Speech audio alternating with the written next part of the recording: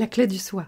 Bienvenue dans le podcast dédié aux femmes en quête d'espoir et d'inspiration, celles qui se demandent comment reprendre les rênes de leur vie. Chaque semaine, nous explorons les outils pour mieux comprendre ce qui se passe en nous et autour de nous.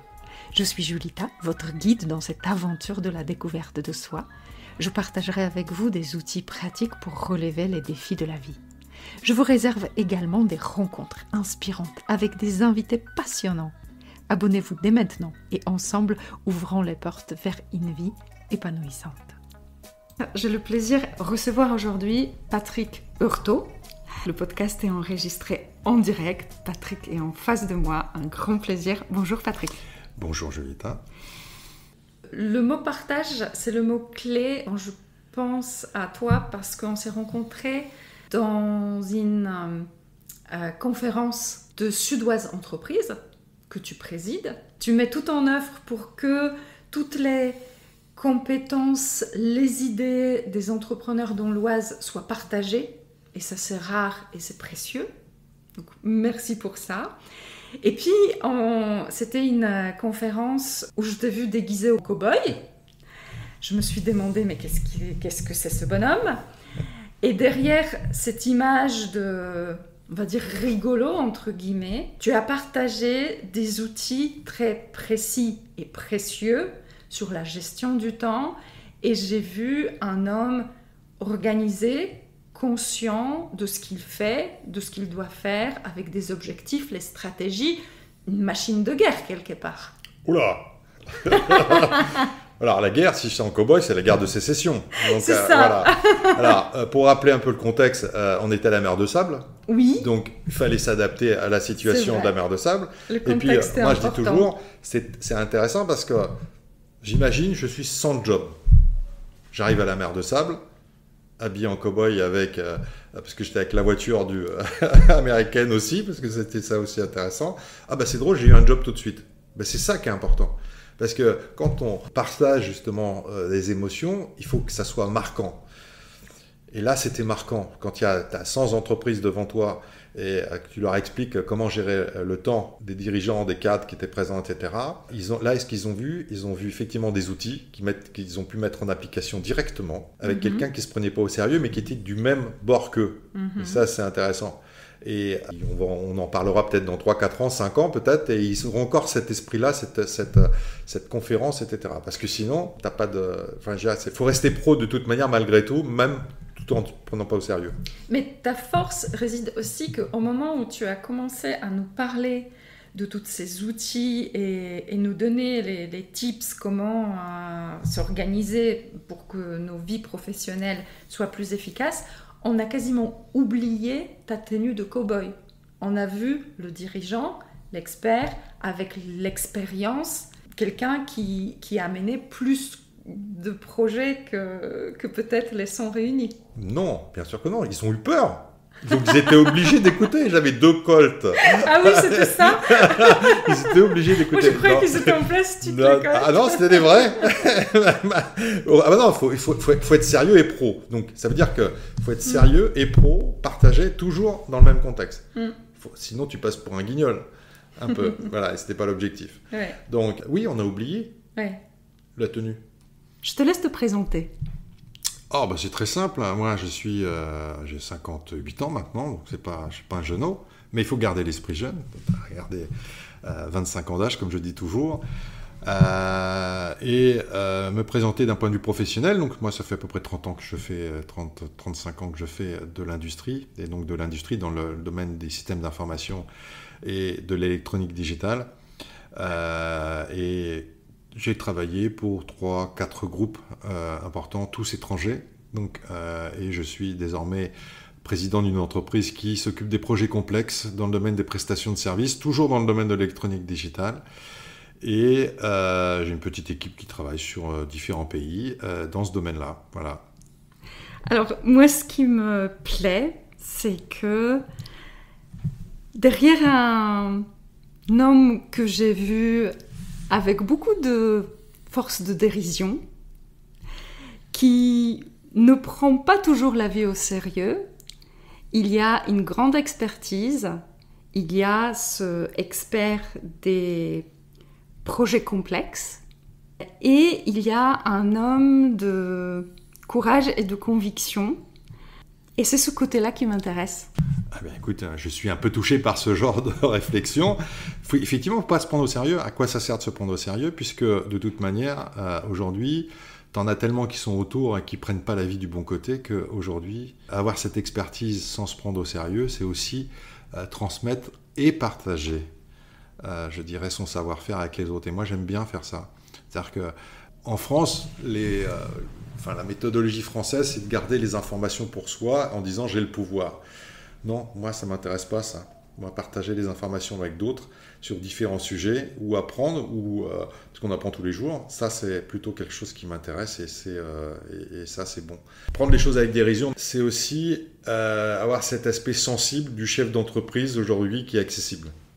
Et ça, c'est important parce que quand on est en face de gens de différents talents, les talents, il faut apprendre. Et on apprend tous les jours. Et ça, c'est important. Et c'est aussi partagé parce que le but, c'était aussi de libérer cette information qu'on n'est pas seul à avoir comme propriété. Alors, après cette introduction, moi, j'aimerais revenir sur ton parcours parce que je sais que tu as une formation solide. Tu nous en parleras si tu veux. Ensuite, tu as une vie professionnelle riche en expérience dans les domaines assez précis.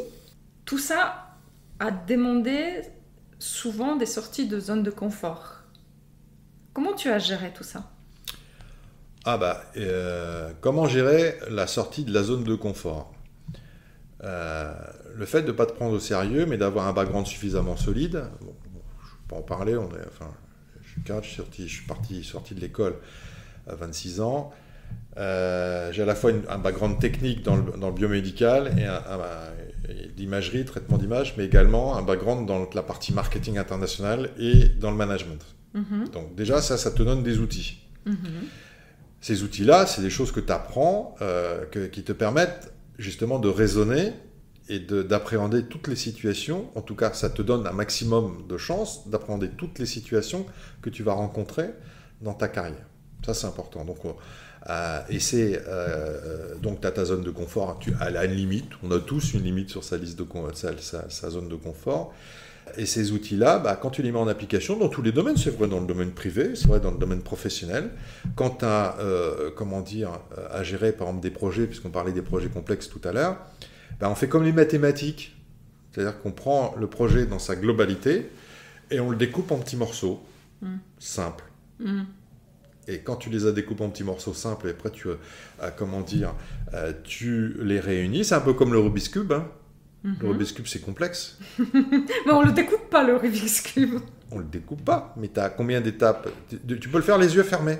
Oui. Tu fais ton ordre, qu'importe le moment où tu vas prendre le Rubik's Cube, tu vas y arriver dans tous les cas de figure. Donc tu l'as découpé en 127 morceaux faciles qui te permettent justement d'appréhender et de sortir de ta zone de confort.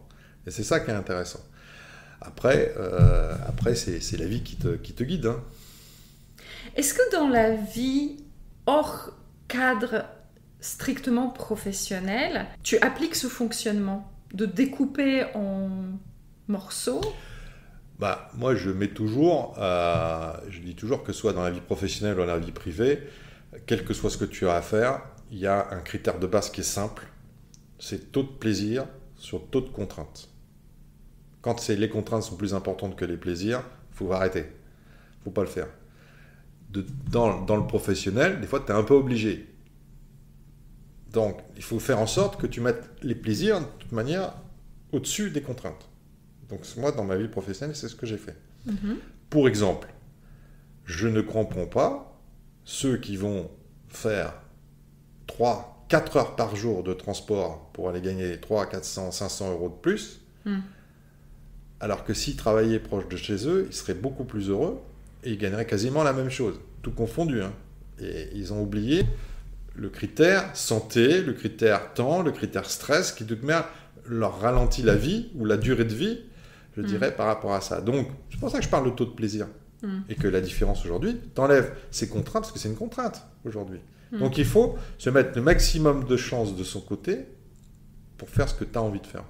Je suis contente que tu abordes la question du temps, parce que je trouve que c'est une ressource. Moi, je considère ça comme une ressource qui est beaucoup trop sous-estimée. Peut-être on prend un peu de conscience, mais on va courir dans la vie après l'argent, on va courir après le pouvoir, en oubliant que la seule ressource qui n'est pas renouvelable et qu'on ne peut pas rattraper, c'est le temps. Aujourd'hui, ce qui est important, c'est qu'on a tous la tête dans le guidon. Mais aussi, on a des outils qui sont des outils formidables qu'il faut mettre en application. C'est fini le papier. Le papier, aujourd'hui, c'est fini. Dit Patrick devant mes feuilles de papier où je notais mes questions. Exactement. Normalement, tu ne devrais plus avoir de papier. Quand j'ai expliqué à, une cinquantaine de sociétés, il y a 5 ans, que la digitalisation d'entreprise était une évidence et qu'il fallait absolument la faire avec tout ce que ça comportait derrière en termes d'étapes pour rendre une entreprise digitale, même quand tu fais de la production. Je leur ai dit, ils sont tous moqués quasiment de moi quand je leur ai dit, dans 3 ans, vous êtes soit racheté, soit vous allez déposer le bilan. C'était il y a 5 ans. C'est arrivé. C'est arrivé. Il y a eu le Covid entre-temps, heureusement, pour ces sociétés-là qui se sont bougées un petit peu pour justement se rendre digitales. Mais aujourd'hui, c'est fini le papier. Quand tu digitalises ton entreprise, tu gagnes à peu près 50% de ton temps pour faire autre chose. Par jour, ce que j'essaye de faire, moi, c'est me garder 1 heure pour faire autre chose ou gérer l'urgence. Gérer un cas difficile. Mais le temps, à la limite, dans les entreprises, aujourd'hui, on a pris conscience du temps, on cherche à gagner du temps, à optimiser le temps. Mais moi, je parle de nos vies privées. Parfois, on se laisse envahir par les demandes de services divers et variés. Et on se dit, ça ne me coûte rien, je veux bien le faire, c'est 3 heures. Mais ces 3 heures ont un prix. C'est le prix qui, en effet cumulé, au bout de X temps, alors ça peut être en semaines, en mois ou en années, on va dire, non mais lui, je fais tout ça pour lui et il ne me rend pas. Alors je prends toujours comme exemple, moi, celui qui fume. En effet cumulé, ouais. En effet cumulé, en temps, en prix, en coût, etc. Et moi, ça m'a... Et je lui dis, je dis aux gens qui fument, par exemple, surtout que maintenant c'est 10 ou 11 euros le paquet, tu prends 10 minutes pour fumer ta cigarette, t'en fumes 5, 6, 10 par jour, pendant les heures de travail, c'est du temps cumulé, ça. T'as vite fait 10 par jour, mettons 10 minutes, ça va vite, D'accord, donc ne travaille pas pendant ce temps-là. Puisque tu es dehors. Tu n'es pas dans ton lieu de travail, tu es dans la zone où justement tu peux fumer. D'accord. Si tu mets si tu élimines ce point-là, si tu arrives à éliminer ce point-là, et si en plus tu fais un rapport coût en face, au bout de quelques années, tu peux t'acheter la plus belle voiture du monde, quasiment. Alors moi, quand on parle de la cigarette, c'est l'autre côté du temps qui m'intéresse. C'est celui qu'on s'enlève parce qu'on nuit à notre santé. Alors ça, il y a ça en plus. De toute façon, je ne l'ai pas abordé la santé avec ça, c'est clair. Mais aujourd'hui, qu'est-ce qui est important ? Vous avez des gens qui disent « Moi, j'ai jamais le temps, je suis la tête dans le guidon, je travaille 12-13 heures par jour, etc. » Alors bon, ok, c'est possible. Mais quand tu analyses un petit peu les 12 ou 13 heures par jour en termes d'efficacité de boulot, tu t'aperçois qu'en réalité, l'efficacité de boulot, c'est 3-4 heures. C'est-à-dire que la personne qui dit « Moi, je suis débordé parce que je travaille 12 ou 13 heures par jour », en réalité, il ne travaille que 3 ou 4. Parce qu'il fait plein d'autres trucs qui ne sont pas... soit il est par mon et par vos, soit il fait pas ci et ça, etc. Et puis il n'utilise pas. Ou il n'utilise pas les outils modernes, aujourd'hui. Et après, je suis débordé. « Ah ouais, mais je peux pas, mais moi, je suis débordé. Ah, je suis sur 3 sites et tout ça. » Machin, etc. Je prends l'exemple, à un moment donné, avant le Covid... Justement, nous, on avait équipé, l'entreprise, on a équipé tout de suite la visioconférence. On l'avait équipé déjà depuis très longtemps. On a même fait monter une fibre optique dédiée. Dans le village, on était les seuls à avoir fait ça. Il y en a, ils m'ont dit, ouais, mais tu te rends pas compte de l'investissement, machin, etc. Oui, mais le temps gagné en face, c'est incroyable. Moi, j'étais pas à partir là-bas à l'usine ou à la maison mère dans ma petite voiture où il fallait 5, 6 heures, 7 heures pour aller là-bas. Et pendant ce temps-là, je regardais les oiseaux ou les animaux dans la forêt, hein, en roulant sur l'autoroute. Enfin, c'est un peu ça. Donc, j'ai gagné du temps. Quand j'ai créé l'entreprise et dire, non, les bureaux, on va les mettre à côté. Tu gagnes du temps. Donc, si tu arrives à travailler le matin de 8h30 à 17h pendant 1 heure le midi, pour un cadre, je dis bien, mais tu es vraiment la tête dans le guidon. Je peux te dire, le nombre de tâches que tu abats pendant cette période-là, c'est énorme. Donc, on comprend bien que la question du temps te tient à cœur. Oui et non, enfin, je veux dire, le temps. Mais une fois qu'on dort de ces heures-là, tu fais des tâches privées. C'est des tâches privées de toute nature qui te font plaisir. Tu peux aller faire du sport, tu peux aller bricoler, tu peux, faire ton potager, par exemple. Tu peux faire, du paysagiste, tu peux bricoler, rénover ta maison, ou tu vois. Ouais. Ou regarder la télé, si tu veux, parce que tu te dis, aujourd'hui, je suis fatigué, donc je pars, je vais dans mon canapé et je regarde un film. C'est aussi ça. Puis pendant ce temps-là, mince, dans le film, je pense à plein de choses. Mais Patrick, si je t'écoute, je vois que dans ta vie, tu as relevé plusieurs défis. Comment tu as vécu les sorties de zone de confort ? Les sorties de zone de confort, de toute manière, c'est assez régulier, ça. C'est-à-dire que à partir du moment où... Alors, déjà, dans la zone de confort, c'est quoi ? Déjà, moi, je dis ça, je reprends un terme qu'un de mes patrons disait auparavant, il disait toujours « no risk, no fun ». Un homme qui aimait le risque, alors ? Non, mais quand tu sors de ta zone de confort, tu prends un risque. Sauf que si tu sors pas de ta zone de confort, tu vas pas t'amuser. No fun. Mais tout le monde ne s'amuse pas dans la dimension de risque. Ça peut être paralysant. Pourquoi non ? Ah non. Non. Si tu es paralysé, tu commences à être comme ça, crispé sur toi-même. On t'a donné des outils pour avancer. C'est un peu comme dans la nature. T'arrives dans une zone où tu ne connais pas, la forêt tu connais pas, t'as pas de moyens de navigation, des choses comme ça. Donc t'es plus dans ta zone de confort parce que t'as la forêt, tous les endroits se ressemblent. Donc il y en a qui paniquent. C'est ça. Et moi, quand on a fait, justement, j'ai fait quelques stages de commando, etc. Et quand tu lâches des gens qui sont censés être fiers ou qui sont forts, c'est le terme que je cherchais. Aguerris. Ils ne savent pas où aller. Là, c'est intéressant. C'est aussi ça, la zone de confort. Bien sûr. Donc, on te donne des outils aujourd'hui dans la vie, et ça, l'éducation te donne, que ce soit l'éducation privée, enfin tes parents te l'ont donné, ou la famille. Puis après, tu as l'éducation, les écoles, l'éducation, plutôt professionnelle. Et donc, ces outils-là te permettent d'avancer et te donner tous les moyens pour sortir de ta zone de confort. Puis après, tu t'adaptes en fonction de la situation. Puis après, tu as ton propre caractère. Ça, bien sûr, important. Parce que là, tu abordes les différents niveaux de confiance en soi. Donc, le premier, c'est la confiance en ses compétences. Donc, effectivement, c'est celle qu'on va acquérir dans une formation ou en faisant un métier. Le problème, c'est qu'une fois qu'on sort de ce cadre-là et on se sépare de ces compétences-là, on arrive dans un domaine inconnu. Cette confiance-là, elle chute. Donc, on doit pallier avec le niveau 2, c'est la confiance dans ses capacités. Oui. Et c'est celle dont tu parlais. Et là, il y a un outil qui est un outil qui est important dans l'éducation. C'est la compétition, par exemple, dans le sport. C'est-à-dire que si tu fais un sport et que tu as envie de gagner... C'est vrai. Parce que l'objectif, c'est de gagner. Mais pas gagner à tout prix. Ce qu'il faut, c'est justement... Si tu as l'esprit de compétiteur en permanence aujourd'hui... Est-ce que tu es compétiteur ? Depuis toujours.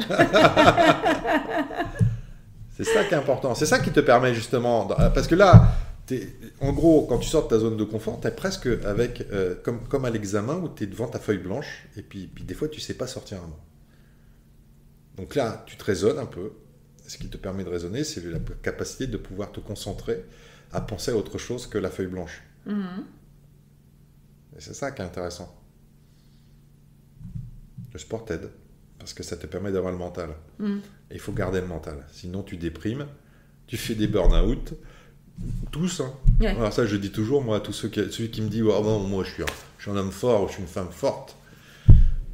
Tous les chefs d'entreprise, sans exception, ont tous fait un burn-out ou un petit coup au moral dans leur carrière. Ceux qui me disent c'est pas vrai, ça je ne crois pas. Mm. Hommes comme femmes, hein. Mm. Les politiques ou pas, hein. Les hommes politiques, eux, c'est tous les jours qu'ils en font. Ce rattachement à la confiance en ses capacités qui t'ont aidé à surmonter certains doutes, parce que tu en as eu, c'est comme les burn-out, on en a tous. Oui, mais il y a l'entourage aussi qui sont là aussi pour t'aider. Tu t'appuies aussi quand tu travailles dans une entreprise sur tes collaborateurs, sur une organisation. Donc, si tu as des projets à gérer ou si tu as des dossiers à gérer qui sont importants, tu as aussi la capacité de pouvoir aussi consulter tes collaborateurs ou consulter d'autres personnes. Suédoise Entreprise aujourd'hui, par exemple, là, je suis le responsable dans le club, c'est quoi? La première chose, c'est de lutter contre la solitude du chef d'entreprise. Oui. Qui régulièrement est tout seul à prendre des décisions importantes, tant sur sa stratégie d'entreprise, ou quand il a un cas à gérer, ou quand il a le Covid à gérer, par exemple. Oui.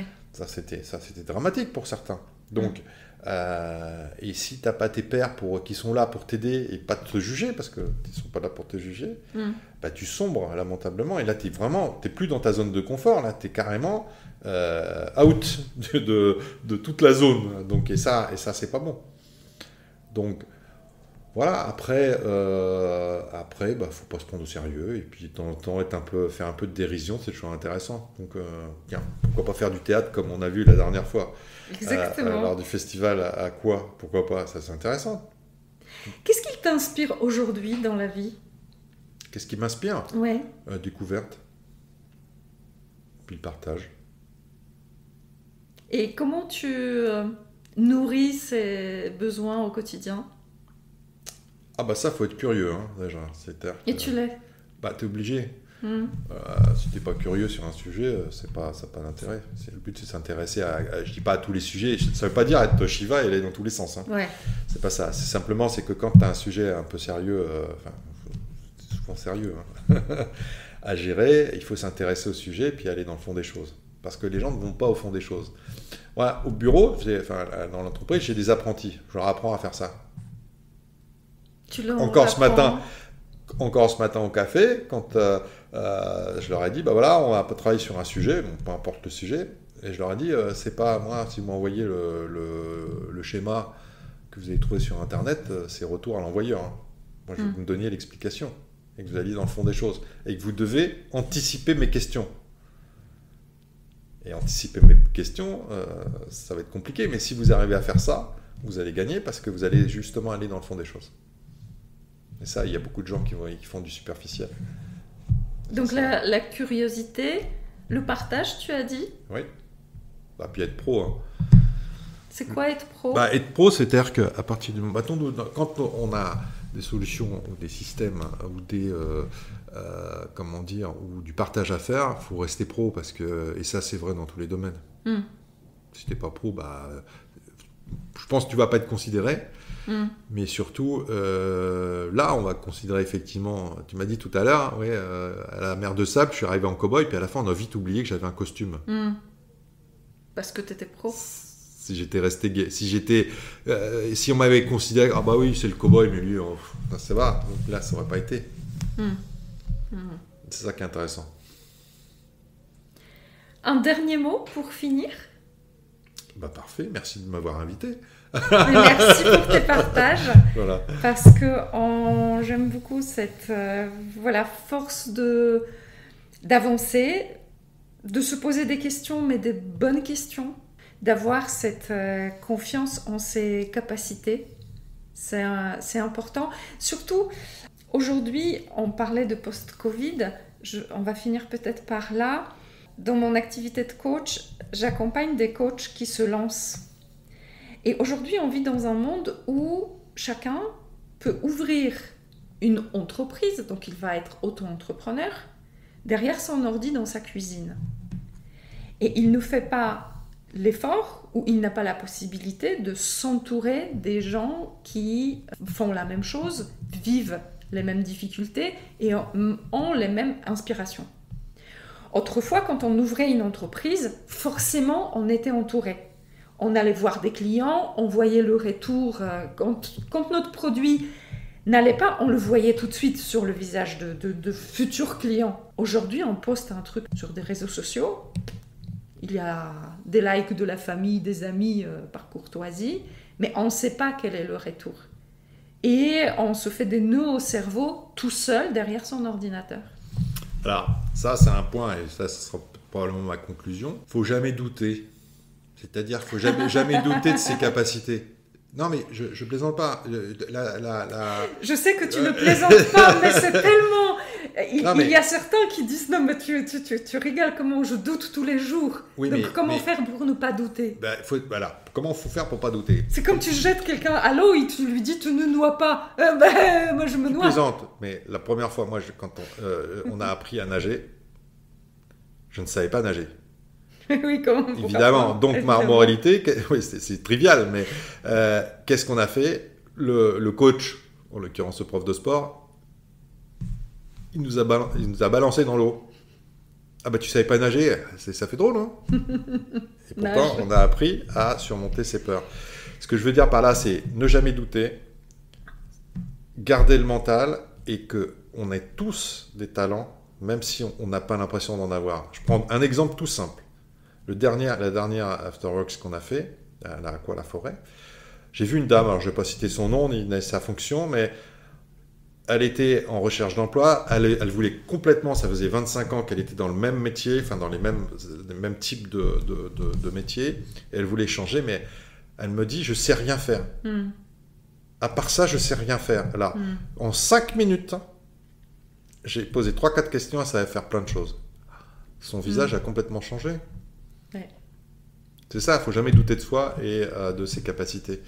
Et on a une capacité d'adaptation qui est aussi super importante. Donc, être un caméléon, c'est si intéressant, ça. Exactement. Et pour ça, il faut aller vers la connaissance de soi, de faire ce travail que tu as proposé à cette dame, c'est-à-dire de honnêtement accepter tout ce qu'on a fait et de ne pas se dire « je suis nul », ça c'est la phrase qui m'exaspère, mais que tout ce que j'ai fait m'a demandé une certaine capacité et des certaines compétences que j'ai acquis, et ensuite voilà, avoir cette confiance et suffisamment d'estime de soi pour aller et expérimenter avec courage. Est-ce que ça te va qu'on finisse là-dessus? On finisse là-dessus, pas de problème. Donc, on va faire l'inverse maintenant. C'est moi qui vais te poser les questions. Ah mais ça, on fera en off. Ce sera pour un autre épisode. En tout cas, merci beaucoup, Patrick. C'est moi qui te remercie. Pour ta disponibilité, ton temps, ta gentillesse et ton professionnalisme. Un grand merci pour avoir écouté cet épisode de La Clé de Soi. Je vous invite à découvrir d'autres partages et d'autres personnalités dans les différents épisodes de ce podcast. Vous les trouverez bien évidemment sur votre plateforme d'écoute préférée. N'oubliez pas de liker, commenter, partager sans modération afin de faire résonner la voix de ces personnes inspirantes. Votre soutien est ma clé pour inspirer davantage de vie. Grand merci à vous.